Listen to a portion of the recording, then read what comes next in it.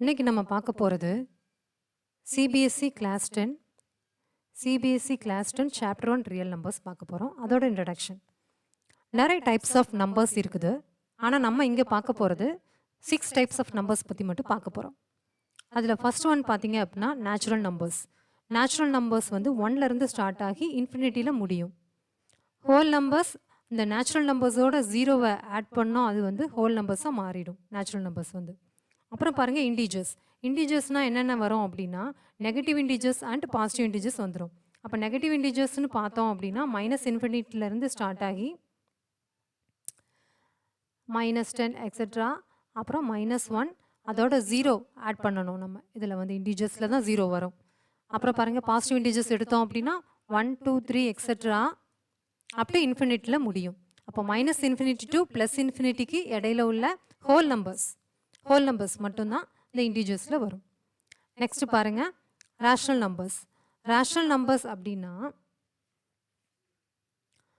நம்ம எதெல்லாம் வரும் அப்படின்னா ஹோல் நம்பர்ஸ் வந்துடும், இண்டீஜர்ஸ் வந்துடும், எக்ஸ்ட்ரா ஃப்ராக்ஷன்ஸ் வரும். அப்புறம் பாருங்கள் டெசிமல்ஸ் வந்துடும் இந்த ரியல் ரேஷனல் நம்பர்ஸ்க்கு அடியில்.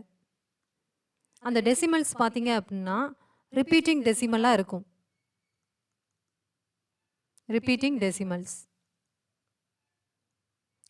டெசிமல்ஸ் அப்படின்னா என்ன அப்படின்னா இங்கே பாருங்கள், பாயிண்ட்டுக்கு அப்புறம் அந்த நம்பர் வந்து வந்துட்டே இருக்கும். சேம் நம்பர் அப்படியே ரிப்பீட் ஆகிக்கிட்டே இருக்கும். இங்கே பாருங்கள் 2.33333 அந்த மாதிரி போயிட்டே இருக்கும். எக்ஸாம்பிள்ஸ் பாருங்கள் 2/3, 1/2, 3/2 எக்ஸெட்ரா. இது வந்து ரேஷனல் நம்பர்ஸ்.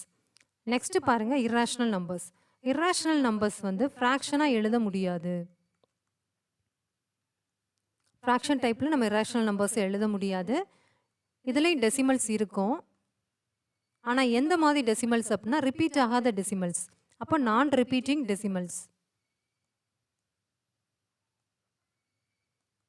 நான் ரிப்பீட்டிங் டெசிமல்ஸ் அப்படின்னா எக்ஸாம்பிள்ஸ் பாருங்கள் 0.6374 அந்த மாதிரி ரிப்பீட் ஆகாது. அதே மாதிரி இங்கே பாருங்கள் 2.34, 35, 6 எக்ஸெட்ரா இந்த மாதிரி போயிட்டுருக்கும், ரிப்பீட் ஆகாமல் வரும். இப்போ பாருங்கள் எக்ஸாம்பிள்ஸ் கொடுத்துருக்காங்க. பையோட வேல்யூ வந்து 3.14. அதே மாதிரி √2ஓட வேல்யூ 1.414. வந்து ஆயிலஸ் கான்ஸ்டன்ட், அதோட வேல்யூ பார்த்தீங்க அப்படின்னா 2.718. அதே மாதிரி √5ஓட வேல்யூ பாருங்கள் 2.236. இந்த மாதிரி ரிப்பீட் ஆகாமல் வந்துடும்.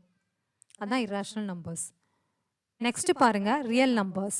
ரியல் நம்பர்ஸ்க்கு அடியில் என்னென்ன நம்பர்ஸ்லாம் வரும் அப்படின்னா டெசிமல்ஸ், அப்புறம் ரேஷனல் நம்பர்ஸ், இர்ரேஷனல் நம்பர்ஸ், அப்புறம் பாருங்கள் இண்டீஜர்ஸும் வந்துடும். அப்போ ரியல் நம்பர்ஸ்க்கு அடியில் என்னென்ன வருது? டெசிமல்ஸ் வந்துடும், ரேஷனல் நம்பர்ஸ் வந்துடும், இர்ரேஷனல் நம்பர்ஸ் வந்துடும், இண்டீஜர்ஸ் வந்துடும். அதுக்கப்புறம் இது வந்து இந்த ரியல் நம்பர் சிஸ்டம் வந்து நம்பர் லைனில் நம்ம யூஸ் பண்ணுறோம். இதோட அப்ளிகேஷன் என்ன அப்படின்னா எதை மெஷர் பண்ணுறதுக்கு நம்ம யூஸ் பண்ணுறோம் அப்படின்னா to measure time, distance and temperature. இதெல்லாம் மெஷர் பண்ணுறதுக்கு நம்ம ரியல் நம்பர் சிஸ்டம் தான் யூஸ் பண்ணுறோம். நெக்ஸ்ட் பாருங்கள் the uniqueness of fundamental theorem of arithmetic. இது என்ன அப்படின்னா எவ்ரி இன்டிஜர் கிரேட்டர் தென் 1 கொடுத்துருக்காங்களா? எவ்ரி இன்டிஜர் கிரேட்டர் தென் 1 அப்படின்னா 1 தவிர எந்த நம்பரும் எடுத்துக்கோங்க. 1 தவிர எந்த நம்பரையும் எடுத்தால் நம்ம ப்ரைம் ஃபேக்டர்ஸாக எழுதலாம். எப்படி அப்படின்னா இங்கே பாருங்கள், நமக்கு ப்ரைம் ஃபேக்டர்ஸ் ஆஃப் 120 கேட்டிருக்காங்களா எக்ஸாம்பிள்ஸ். அப்போது இது வந்து கிரேட்டர் தென் 1 பாருங்கள், இதுக்கு நம்ம ப்ரைம் ஃபேக்டர்ஸ் கண்டுபிடிக்க போகிறோம்.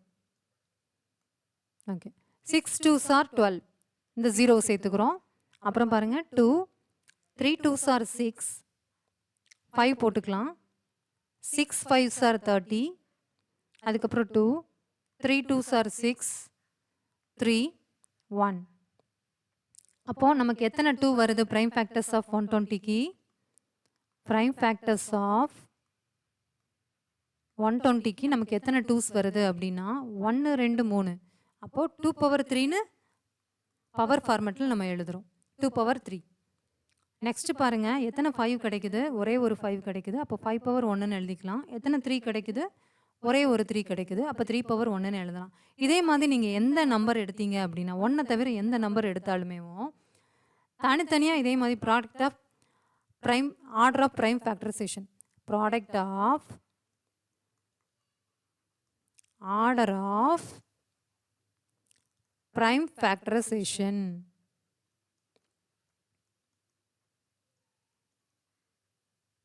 இந்த மாதிரி நம்ம எழுத முடியும். அதுக்கு பேர் தான் யூனிக்னஸ்.